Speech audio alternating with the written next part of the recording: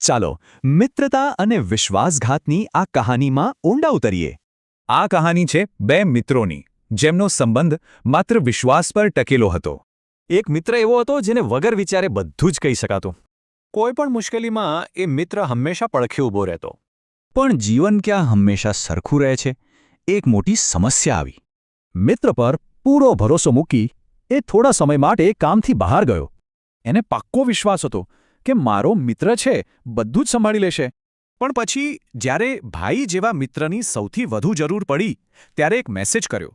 એક દિવસ પસાર થઈ ગયો, પણ સામેથી કોઈ જવાબ નહીં. બીજો દિવસ પણ એ જ શાંતિ. અને ત્રીજા દિવસે એ સ્પષ્ટ થઈ ગયું કે હવે કોઈ જવાબ નહીં આવે. ત્યારે એને કડવી સચ્ચાઈ સમજાઈ કે એના સૌથી ખાસ મિત્રે જ સાથ છોડી દીધો. આ પછી તો બીજા મિત્રો પણ એક પછી એક દૂર થવા લાગ્યા. મનમાં સવાલ થયો, આવા જૂઠા અને દગાબાજ પર આંધળો વિશ્વાસ કેમ કર્યો? આજ તો શીખ છે કે દરેક મિત્ર સાચો નથી હોતો. એટલે વિશ્વાસ કરવો ખોટું નથી, પણ કોના પર કરવો એ જાણવું ખૂબ જરૂરી છે.